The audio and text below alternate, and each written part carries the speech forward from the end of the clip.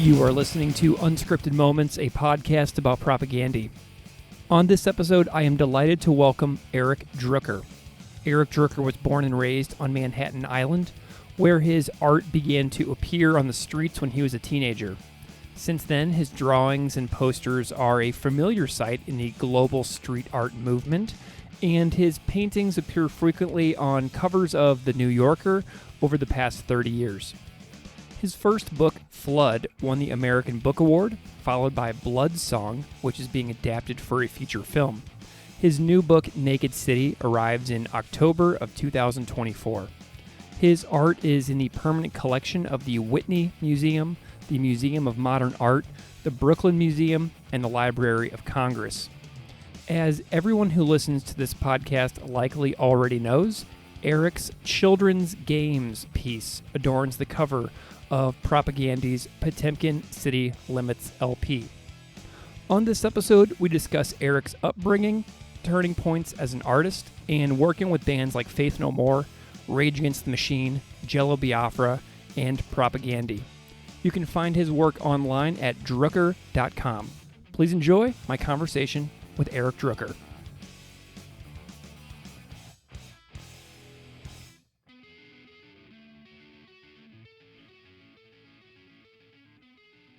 Eric Drooker, welcome to Unscripted Moments, a podcast about propaganda. Hey, well, thank you for having me, Greg. Eric, to me, whenever I think about you and the stuff that I've learned about you, you're a lifelong New Yorker, but you recently told me that you find yourself living on the West Coast, and I am just curious how that geographic transition is going for you. Yes, well, after being born and raised on Manhattan Island, after about 40 years, I thought, this is getting to be excessive here. The buildings are just getting higher and higher. It's getting more and more crowded. And then I guess it was when Rudolph Giuliani was reelected mayor that I decided to split town for a while. And I've been staying here in the San Francisco Bay Area. And I go back and forth, and sort of divide my time between Berkeley, California, and the Lower East Side of New York, where my friends and family still live. Yeah, it's a good way of balancing my psyche, going from one coast to another. Do you feel nostalgic or homesick for New York at all whenever you're hanging out in California? Yeah, it's interesting. Of course, everyone asks me that. But aren't you homesick for New York? And I said, well, yes, but it was because I was feeling so homesick for New York that I had to leave New York because I didn't recognize it anymore. It had been getting gradually more and more gentrified through the 1980s and 90s. Of course, we didn't even call it gentrification then. They had different names, different euphemisms like urban renewal, slum clearance, manifest destiny. You could call it whatever you want. But by around the late 90s, it became clear that this wasn't just gentrification. This was hyper-gentrification. Things had accelerated so much right around the time of the millennium. And then ever since then, Manhattan, which was basically a working class city when I grew up, it was overwhelmingly a working class industrial city. Not just Brooklyn and the Bronx, Queens, but Manhattan was mostly the Lower East Side here. You had Little Italy there, and Harlem was over there, and Washington Heights, and Hell's Kitchen. Now, Manhattan, it really is this kind of exclusive island for the wealthy. It's not even for the middle class. I used to bitch when I was an angry young man about how middle class it had become. But I wish it was, but if you're middle class, you can't afford to live in New York City or San Francisco or Boston or, any of these cities, Paris, London, they're all prohibitively expensive. You're going to be living in one of the outlying areas. You're going to be there, you'll be in Buffalo, New York. You won't afford to live, you can't live in Portland anymore, but you'll be moving somewhere in maybe further eastern part of Oregon or something like that. So many friends of mine have left in recent years. They simply couldn't afford to live in New York City. At first, they moved to Brooklyn, but now Brooklyn is prohibitively expensive. So they keep moving further and further away. Something you just said about the hyper gentrification, I was digging into a little bit about your bio, like your path as an artist.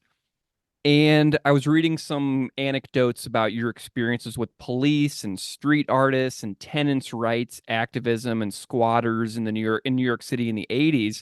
And like I think about scholars and historians and writers and artists, like their life stories in relation to like turning points. And I'm curious about any like major turning points that kind of led you down your artistic path and direction that you took over the years. Do you have some like major moments along your artistic development journey that you would consider turning points? There are a few that come to mind, although it was mostly just a very gradual process. I mean, just the fact that I was born there in Manhattan, and then grew up there on the Lower East Side, what became the East Village. I guess it was a series of small turning points, from just being a child living in the neighborhood I was in, the Lower East Side, the northern part where I was. 14th Street is sort of the northern border of uptown and downtown. If you go below 14th Street, you're suddenly downtown in Greenwich Village or the East Village. If once you take a few steps above 14th Street, it's suddenly Midtown Manhattan, and everything's a little bit more uptight. And there's more white people, and more people have more money. It was way more dramatic back then in the 60s and 70s when I was coming of age. I mean, It was really the other side of the tracks. And my family lived like right on the tracks because we were 647 East 14th Street. So I think just living on the border between uptown and downtown, I saw so many contrasts every day, and so many social contradictions. You would see these wealthy people, and then people living on the streets right across the street. Well, one day I remember crossing 14th Street with my mother. I couldn't have been more than 9 years old. 10 years old. It was 1968, and Martin Luther King had just been assassinated. And the police showed up the following day with tanks. They drove a tank down 14th Street and then down into the neighborhood, the Lower East Side, to create a presence because they were expecting all kinds of riots. And of course, there were many riots all over the country. So this was kind of a preemptive strike. And I got triggered years later when the police showed up with a tank under Rudolph Giuliani to evict the 13th Street squatters. I remembered, hey, wait a minute. The last time I saw the police show up with a military vehicle, like with Caterpillar treads on it like this, was when I was a kid in 1968. So I think that's going to have a profound effect on anybody, especially when you're 9 years old, to see something like that so extreme and so grossly out of proportion. I couldn't help but notice things like that, little details like that. And of course, it was the era I was growing up in, right? It was the 60s. This was the epicenter, the cultural epicenter on the East Coast anyway, was St. Mark's Place, the East Village. That was the center of it all. There were these rapid fire assassinations right in the midst of it, just when the 60s was heating up. The Summer of Love, 67, and then a few months later, you had Martin Luther King was assassinated. Robert Kennedy is taken out. Of course, Malcolm X and John Kennedy had just been killed a couple of years before that. But it seemed like everything was just accelerating that year, where you had the Tet Offensive in Vietnam. You had the Chicago riots, and everything culminated at the very end with Nixon being elected president. Partly because so many people, so many young people were furious at the Democrats for supporting the Vietnam War that they couldn't, in good conscience, vote for Hubert Humphrey. So there's obvious parallels, 1968 and 2024, where we find ourselves now in the US, where it's looking doubtful now whether Biden or the Democrats are going to be able to get enough votes because they just successfully alienated the very constituency that they most needed in order to push them over the finishing line. That is, Black people, young people, the Arab vote, of course. Half the Jewish population is flipped out and is in solidarity with Palestine, though you wouldn't know that from reading the New York Times. It's really a generational thing, of course, too, right? It's like Jews under the age of 30. They're not simply critical of Israel, but they're the most militant pro-Palestinian demonstrators in the U.S.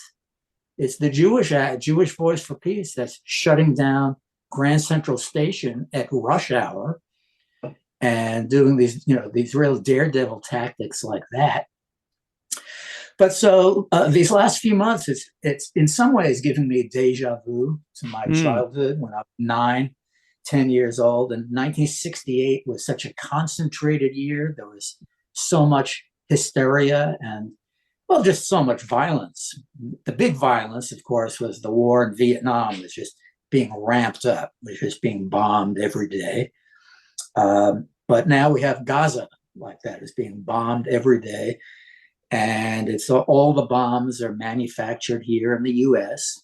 And everyone knows it. So I started learning this at an early age from just being a kid in New York City, where I mostly was watching Bugs Bunny cartoons on Channel 5, and that's where I got a lot of my early philosophical and political education, is from watching Warner Brothers cartoons. That Bugs Bunny, he was this archetypal trickster, right, based on Brer Rabbit or the coyote myth in Native American mythology, or Anansi in African mythology. The cartoon always begins with Bugs Bunny just chilling out in his rabbit hole, just munching on a carrot, minding his own goddamn business. Bugs isn't bothering anyone. He's just hanging out. And then along comes some white guy with a gun, sticking the gun right in his rabbit hole. Usually Elmer Fudd played that role. Occasionally it was Yosemite Sam playing that same role and fucking with Bugs. Yeah. And where Bugs lives. Like 30 seconds into the cartoon. It's only a 5 or 6 minute cartoon. So Bugs would turn to the camera at that point and say, "Oh, of course, you realize this means war. And from now on, we're going to play by my rules. Right? If you're starting it, that's it. We're gonna play by Trickster's rules, and he's going to outsmart the fox." So that's what Bugs always did. He was always this skinny rabbit. He didn't have any guns or bombs or helicopters or anything, but he used what was in his head to outsmart Elmer Fudd, and just being clever and also using humor as a weapon. Nice. So these things also influenced me along the way. I discovered underground comics when I was about 10 years old. I wandered into an indie bookstore in 1969, and there they had a big display of Zap comics that were hot off the press. There was this new phenomenon, and I picked a few of them up without even knowing exactly what they were. But that had a major influence on me. Was never really the same after that, after being exposed to R. Crumb and S. Clay Wilson and artists like that. Trina Robbins, who I just heard passed away just earlier today. She was the only woman in what was a real boys' club. Eric, let's move into chatting about music a little bit. I mean, because I found you through punk rock and heavy music. I came to you obviously through Propaganda, but I also love your iconic cover artwork that you did for Faith No More's "King for a Day, Fool for a Lifetime." So Mm-hmm. I was like delighted looking through your album artwork credits. And, I'm just wondering if you can talk to me a little bit about how you got involved in doing like artwork for bands in general and what experiences really stand out to you about doing that artwork for Yeah. music. Well, it's exciting. I love doing album covers. I mean, it's too bad that they're now the size of a postage stamp, Hmm. on your Apple Music or your Spotify. Yeah, not a lot of Uh, these going on anymore, well, is I there? hear, yeah, vinyl is making a little bit of a comeback. The nice thing about vinyl for a visual artist is that they print this big 12 by 12-inch album cover. So you could actually see, the artwork as a major aspect of the album. Just like the Revolver album or the Hmm. Sergeant Pepper album, or There's a Riot Going On, if you know that Sly Stone album. I mean, you would sit there, people would stare at the album cover artwork for hours while listening to the music.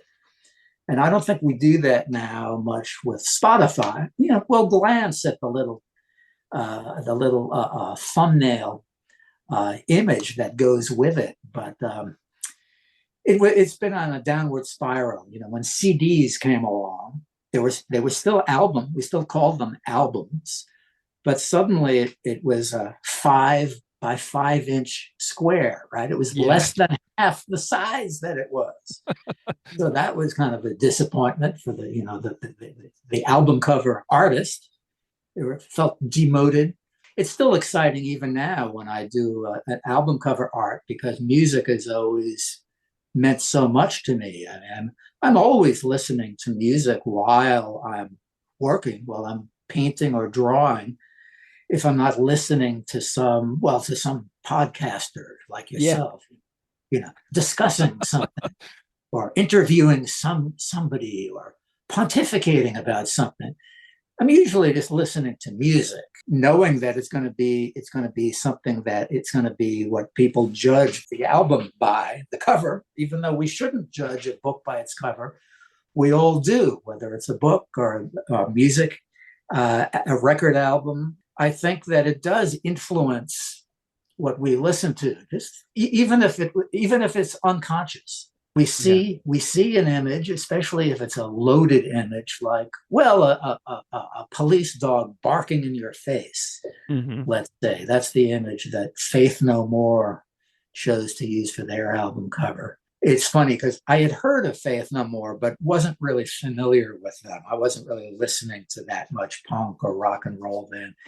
I guess I was never been all that big into punk rock. I mean, there are some bands that I love, and a lot of my best friends and lovers have been punks, and I Mm, knew a lot of punks just from the neighborhood. Like, sure. you would see, Joey Ramone, you running into him at the laundromat, or I'd Amazing. see Johnny Ramone every goddamn night at the bodega. He would go in with that bowl haircut of his. Yeah. We go in. Joey was really cool, really funny, and really like friendly, and kind of dopey. Like he was one of these guys. Like, oh, yeah, I've been waiting here for almost 45 minutes. I'm just waiting here. He was one of those kind of guys. Where Johnny, he wouldn't say anything. He would just go in there, go to the back, grab his 6-pack of beer, go pay the money, and get the fuck out. Hmm. He was not friendly, and that he was actually quite conservative. Mm. The other guys were presumably left of center or just apolitical, right? But Johnny was actually a Republican. He was supported Reagan all through the 1980s. And you see Iggy Pop. He'd be wandering, he just gets up out of bed, walking around through Tompkins Square Park with his slippers. Since I've been living on the West Coast, I got friendly with Jello Biafra. Yeah. She's still real busy running Alternative Tentacles here in San Francisco. And he's always producing and putting out new material of his own.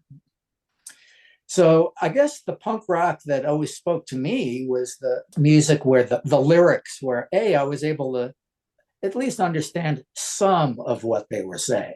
Mm-hmm. Not all of it, but I get the gist of what they were singing about. And I don't know, I always liked it when it was a little more on the melodic side. That's why I always loved The Clash most of all, but also False Prophets, the Dead Kennedys, Crass, Stranglers, some of these bands, or Propagandhi for that matter. Melodic. I mean, they're hard edge. They play really loud, really fast, but they're more melodic than most punk rock. So that I kind of swing that way. Nice. And Propagandhi is quite in the tradition where they have the conscious, the lyrics, where not only are they entertaining you, but you're pay attention, you might learn something. Yeah, well, and I know that you've done an artwork for Rage Against the Machine, The Ghost of Tom Joad 7-inch. I know you did some artwork for Guantanamo. That's right, and I met Zach De La Roca, the front man. Oh, cool. I was hanging with him, and and I like Rage Against the Machine. Again, fantastic lyrics, and musically they got good chops too. Yeah. Guys who were playing around who didn't quite really know how to play their instruments that well, but were just substituting like volume and speed for that. Sometimes that was charming, late at night. I sometimes that works, but it usually was not a substitute for spending time learning how to play the instrument, and having something to say. You having the form and then the content. Maybe it's asking a lot to be getting the form and the content from one band or one artist. I mean, if the form is good enough, if it sounds good enough, you don't really care what the fuck they're singing about. Or if it looks good enough, you don't really care that Salvador Dali was a fascist. Literally, he supported Franco all right through World War II. Never apologized. Picasso, a lot of these guys, they're left wing. They're in the Communist Party. Dali is supporting Franco. Right there in the axis with Hitler and Mussolini. But we almost don't care because the artwork is so fantastic that we love looking at it. So I think there are a lot of examples of that too, in poetry as well. Ezra Pound was a famous fascist, but he was his poetry was so influential on everyone from Amiri Baraka to Allen Ginsberg that we almost give them a pass. I think over the long haul, we tend to forgive artists, especially after they've been dead for a few decades. We realize, but he was a fucking asshole, but he was so amazing. He was so influential and so brilliant that we're willing to overlook the fact that Nina Simone mercilessly beat her daughter every night. It was a child battery. Miles Davis, these are violent people, but we're not about to cancel them because they're so brilliant as artists. They're so brilliant. And they're not putting out any new art. They've been dead for a number of years. So we give them a pass. When you're doing artwork for bands, do you get any chance to preview music or read the lyrical content of stuff like that before you're I definitely want my artwork associated with this album or anything like that? I'll always at least, want to listen to, a couple of minutes of it just to hear, do I generally like the sound or do I actively dislike it? I guess if I really don't like it at all, it's a little hard to agree to put my, it's almost like putting your signature on it. You're endorsing it. Yeah, it's a paying gig, but you most of these gigs don't pay big time money anyway. Faith No More paid pretty well Hmm. because they were on Warner Brothers. I should have asked way more. But also, I didn't realize what they didn't realize it either. What a big hit that album was going to be. Right. They contacted me before the album was released, of course. But yeah, that's quite a kind of a historic album now. I mean, it really stands out years later. Rage Against the Machine. It was the album cover for their version of the Ghost of Tom Joad, Hmm. and I love the all of the layers that it was. Wait a minute. This is Rage Against the Machine covering a Bruce Springsteen song, The Ghost of Tom Joad. Who Hmm. is Tom Joad? He's a fictional character in John Steinbeck that Woody Guthrie wrote songs about. So, I assume Zach and Tom Morello, they were hip to the fact that by recording The Ghost of Tom Joad, that they were riffing on John Steinbeck, and then Woody Guthrie riffing on John Steinbeck, and then Springsteen covering Woody Guthrie, and it was all of the different generations, and they were going back to the Dust Bowl, taking it back to the 1930s, where Tom Joad and his family had to leave and made that Western migration where they heard there were going to be plenty of jobs waiting for them in California. And then, well, if you ever read the book, The Grapes of Wrath, I have. you learn all about what a bait and switch that was. They all arrive, the whole family packs up and takes this arduous journey all the way to California. And they get there, and there's thousands of other people looking for work, and there's no work to be had. And they'll take a few people a day, and anyone who even mentions the word union or labor union is like beaten up or just killed right off the bat. You refer often to your childhood, which I really like because I'm super curious about the backstory of the Propaganda album cover for Potemkin City Limits, which is you're Mm. painting children's games. And I'm wondering if you can just tell me a little bit about the story of this painting, like when you painted it, what the influences of it were, any techniques, anything that springs to mind in relation to that particular piece of work. Yeah, well, that one, which is entitled simply "Children's Games." I don't know if they printed that on the album itself, but I had the idea was inspired by just growing up a street kid in the neighborhood where so much of the time, even middle class kids were out in the streets. This is another area where the culture has shifted, where people across the board, but especially children and teenagers, don't go outside very much. They're indoors, right, looking at their social media or whatever they're doing. If their parents are wealthy and uptight, they're afraid to let the kid out. If the parents are poor and frightened, they're equally frightened that their kid's going to get shot if they go out. So I think it's something that transcends class, that parents are overprotective. They're uncomfortable with the kids just being out wandering the streets, even though I think the streets are, in most places, are a good bit safer than they were years ago. That's the irony, is that when I was growing up, the streets actually were dangerous back in the 60s and 70s. I had all kinds of close calls with that. But then, in the 21st century, there's all of this hysteria about crime and how dangerous it is out on the streets. When if you look at a graph, the crime has actually gone way down. The murder rate and all of that is way down from what it was back in the 60s and 70s. I think there are speed bumps. I think since the pandemic, it's gone up a little bit. Things have gotten more violent in the last few years, with the income disparity getting so extreme that you could predict that there's going to be more street crime than there had been.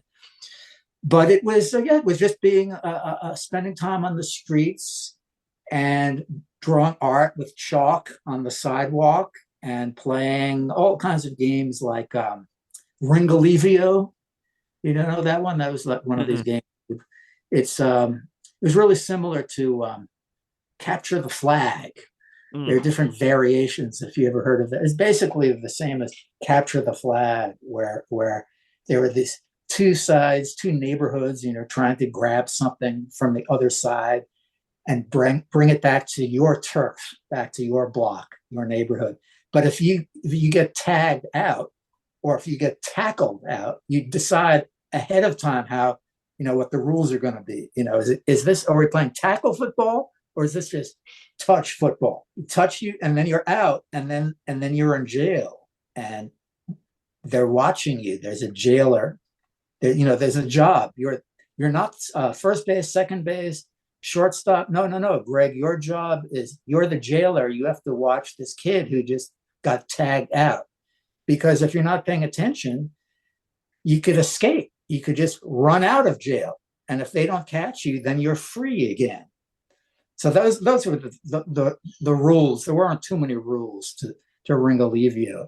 And it resulted in a lot of skinned knees and elbows and whatnot, because every time you fell down, it was the asphalt, And so this image was trying to conjure that world of the games that kids play in the street, whether it was stickball or, I was never too much of an athlete. I always ran faster than anyone else, though. So that was always a thing. I was always able to get away. As Richard Pryor said, why stay and fight when you could always run away? He who runs away lives to see another day. I was the kid who was more likely just quietly drawing pictures in the corner or on the sidewalk. In fact, in the lower right corner of this image, there's some kid with dark hair with chalk drawing signing his name to the thing. So that's my self-portrait there. Though, is that on the album, or I think it got cropped?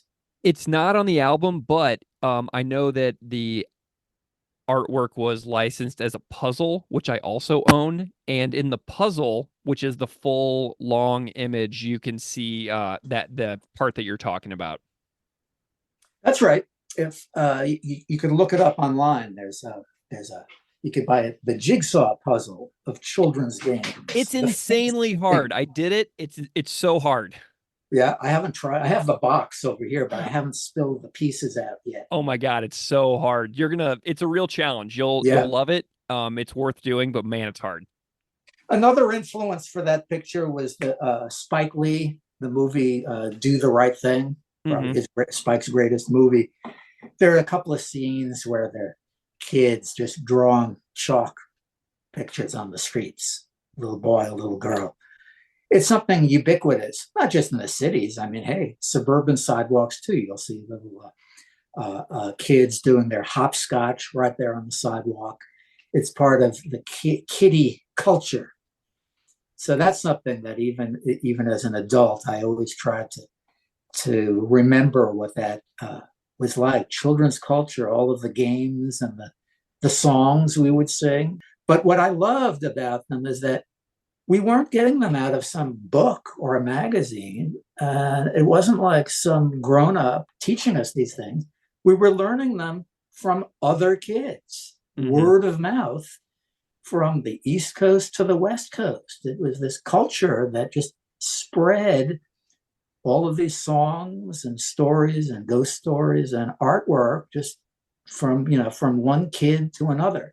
So there's something to me that was always really special about that there's this independent kind of underground culture, children's culture, that is completely independent from the world of the grown-up. The grown-ups don't have too much control of, and they're sort of oblivious to. And let's face it, most grown-ups tend to forget their childhoods. They're often quite painful and traumatic, and we're trying to grow up as quickly as possible. Greg, I suppose part of being any kind of artist, whether you're a musician or a poet or a visual artist like myself, the gig is really trying to keep the child still seeing the world through the eyes of a child or Yeah. through the ears of a child, keeping the childlike part of ourselves alive, past the age of 18, 19, 21. I think an artist really needs that, needs to be able to see through the lens of a child in order to really do the brilliant the art that would really inspire people. Yeah, man, you know what's really interesting about that is there's a line from a song on the record called Rock for Sustainable Capitalism that kind of reminds me of what you're saying, Mm. where it's like anyone remember when we used to believe that music was a sacred place and not some fucking bank machine, not something you just bought and sold? How could we have been so naive? That kind of Mm. like that kind of like connects a little bit to what you're saying a little bit like from the record. I was always kind of thinking like, what is the connection between the artwork and the record and the songs itself. And I feel like that kind of is a little connection that I've just made for myself. Yes. Well, I love it. And it's a bonus when you do an album cover art. And not only is it a good fit, it illustrates the material effectively, but you feel like you're really on the same wavelength as the people who are writing the lyrics. There's Yeah. the imagery on the outside, and then there's the music, of course. But even the content of the lyrics is coming from a similar place of, well, a similar poetic place of seeing things through this innocent lens of eyes of a child. Children, the thing about what does that even mean through the eyes of a child? It means that you still have your bullshit detector in Hmm. place, right? Children are famous for having a powerful bullshit filter in place.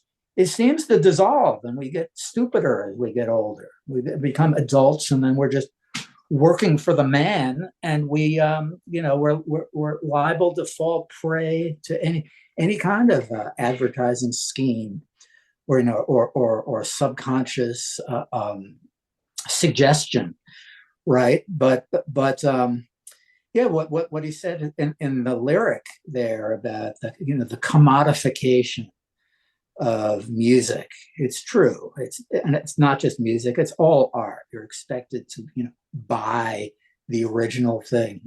The NFT. I mean, that's taking it to its absurd, logical endpoint. But that's hard. I could never even really take that one too seriously. And of course, it's not even just the arts. It's almost every activity we do. If you think back through the human experience, the healing arts, it was an art form. You're a healer throughout hundreds of thousands of years.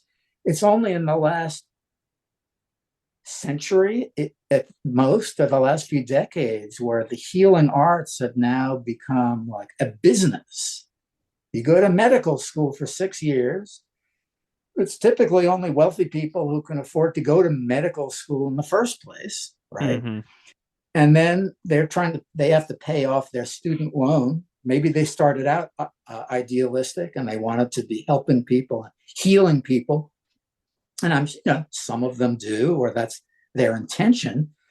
Meanwhile, they're doctors. They've got a fancy office. They have to pay the rent on that, and they have a mortgage, and they got kids, and it's no joke. We're running this like a business. We have to run things as efficiently as possible. And all the other doctors are running their practice like it's a business. And all the hospitals are running, they're running things like, as it's the business. The schools are being run like businesses now. Higher education, it's no longer really thought of as this place of learning. It's no, it's you're the customer. You're paying to go and we'll educate you for a few years and then we'll give you the degree. And it's just, a crass customer business relationship. So that's a recent development. Hmm. And I think it's important that, well, this album, Potemkin City Limits, to hip younger people to the fact that no, it wasn't always like this. This is a very recent development. It's called the neoliberal era.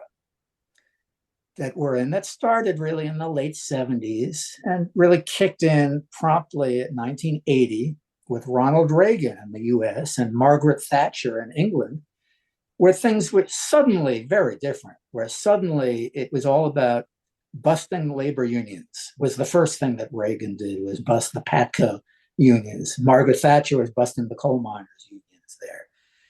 In addition to just busting their balls, it was also symbolic. They were announcing these are our priorities.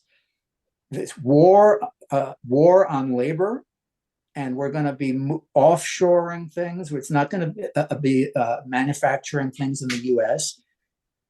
All of these flag waving patriotic corporations in Detroit, Michigan, or wherever are just moving over the border to Mexico, or moving the operation to China or Bangladesh, or somewhere where they don't have labor unions, or where labor union organizers are in jail. That's where everything is manufactured, from our shoes to our dopey baseball hats to everything. But it's really just been these last 40 years that we've been in this situation where it's about deregulating, that is, letting go of whatever government protections there had been on the environment or for workers, and just privatizing things as much as possible. That's what I try to remind people, because look around. It seems like generations growing up now, they assume that, well, this is just capitalism. This is the American way. And of course, they're correct about that. But it was a different kind of capitalism we had in the 30s and 40s. This is when labor unions played a large role in really protecting capitalism from itself. Right after the Great Depression, you had Keynesian economics. You could look this up on your Wikipedia. It was still capitalism, but it was with capitalism, but with lots and lots of government regulations. You couldn't have like one corporation have a monopoly on all the social media or all the computers or anything like that. It was still capitalism, but labor unions were quite powerful. If you look at some European countries, it's similar. Like right now, of anywhere in Europe, Germany has the strongest labor unions. I think it's the majority of German workers are in labor unions, and the unions really have teeth. I mean, if they organize and say, no, you're not going to build any more nuclear power plants in Germany. The president says, well, but it's still clean energy. There are ways that we could make it safe. They said, no, what part of this didn't you understand? None of us are going to work tomorrow unless you have not just a moratorium on nuclear power, but you stop building nuclear plants. This was about 12 years ago, 15 years ago. The Prime Minister, Merkel, who had no intention of doing such a thing, was pressured by the unions, by the German workers. She announced, that's it, the jig is up. Germany is going to be completely nuclear free in the next 20 years. Not only are we not building any nuclear plants, we're going to phase out what nuclear plants we have. The only reason Germany did that was because the labor unions were so strong, and that was one of their main demands, the environment. So the US, we're moving like headlong in the opposite direction from that, where the unions have been weakened in the last 40 years. But as I said, we could take heart or join the struggle, because in these last 5 years, labor has been making a big comeback, has been getting more organized than they've been in decades in the US, leading some very effective strikes across the country. So that's one thing to get involved in. Eric, I'm really delighted, that we were able to spend this hour together, talking about art and labor and amazing causes. I'm super grateful to you for your time. What are you working on that you're excited about moving forward in the next, couple of years in your own work? Let's see. Well, I just finished a long-term project for the last several years. I was working on the new graphic novel that I just handed off to the publisher, Dark Fantastic. Horse, and so it's in the can. Yeah. And this is the longest one yet. It's 336 pages, so it's Amazing. a long form graphic novel. It's for people who know my first graphic novel, Flood. Yeah. It's a little bit like that, or Blood Song. Mm-hmm. It has some of the same themes, although those were, I guess you could call them tragedies. Not only was there social criticism in there, it was really pretty sad, right? This one is a comedy. This has all the social criticism, but I made this one funny because I realized that when things are as bleak as they are now, we really need not only some entertainment, but we need to be laughing. We need more laughter, and laughter is not only good medicine, but I think art and humor could be a potent weapon as well. And hey, there's always a lot of humor in propaganda lyrics, and some of our favorite bands like Jolo Biafra, Dead Kennedys, Yeah. or False Prophets. You know, you were half the time you were laughing. Yeah. And so I think so. I made a real effort in recent years, and this one is a full blown comedy. It's called Naked City, a graphic novel, Coming in October, yes, right? it's coming out in October. You could pre-order the book now through my website, drooker.com. You can get signed hardcover there too. That's right. I'm already selling dozens of copies. Awesome. And then I'm mailing out signed copies when the book hits in a few months. But it's very easy if you go to Drooker, DROOKER.com. You could get a sneak preview, and you could just look at the thing for free. Yeah. Social media, I've been posting little excerpts about once a week on Instagram, so to whet people's appetite. But it'll be a very different experience to read it as a long form novel. So that's the thing that I'm just breathing a sigh of relief. Now I just finished, and now I'm kind of going back to the easel. I've been at the drawing board. Now I'm going back to the easel. I'm going to be painting for the next several months, and awesome. Getting full color now, because the book is it's in full color, but it's kind of a limited palette.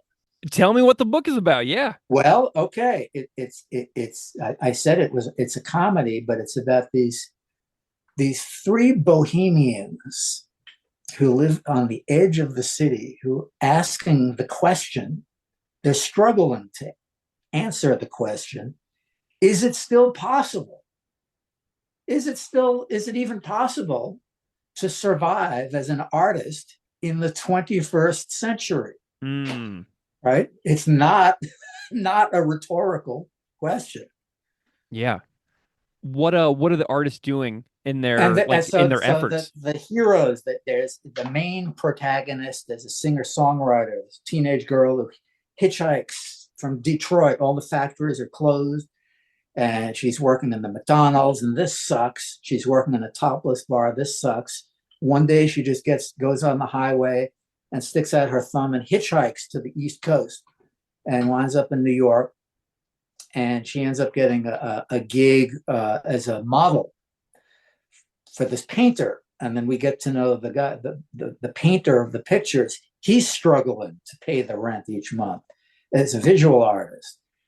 He's struggling with the kind of paintings he's doing. The gallery is no longer able to paint the kind of pictures that he's been painting. Oh, and then we get to know that there's a street dancer that she knows who inspires her and tells her to keep on making your music no matter what the cost.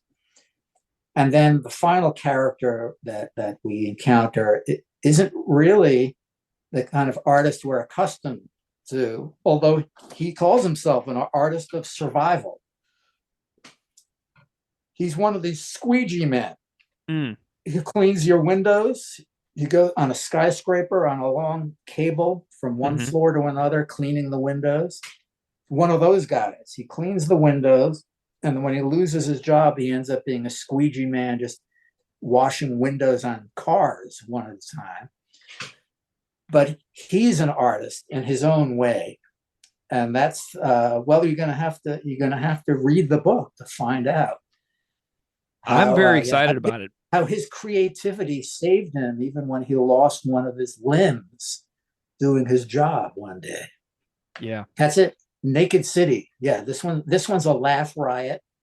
There's violence in it. There's all kinds of nudity, but it's all good because it all has socially redeeming value. Well, I'm excited about it because I've been a fan of Flood for a long time, and I missed Blood Song, so I'm gonna check out Blood Song in the lead up to the Blood release Song of Naked is the City. one I did in the middle. That's what's being made into a movie right I now saw that. I as watched we the speak. preview. I watched the Yeah, preview on your YouTube. it's in post production now. They're making a feature film out of that. So look out for that Blood Song. But the first book, Flood, one of the panels ended up being the cover for Rage Against the Machine. Another panel wound up on the cover of Faith No More. This children's games painting ended up on the cover of Propagandi's City Limits. Yep. Maybe one of the panels from Naked City will be another album cover for some future Propagandi album that hasn't been recorded yet. Well, That they're would be an recording honor. one. They are recording one soon, so that would be amazing. Yeah, well, I think it would be a natural match. It would be a good fit because we're Well, in wavelength. Well, Eric, I love your work. Everybody can find a ton of your great work at Drooker.com, where you've got all kinds of great stuff posted, including your massive collection of New Yorker covers, original art, art prints. There's so much there. So I would definitely encourage any Well, listeners I out there always to go felt check out entitled Drooker.com. to uh, painting covers for the New Yorker magazine. I don't know if I would have even had the nerve to attempt, approaching them, but I always felt entitled because, hey, I was born and raised in New York. It's in Yeah. my blood.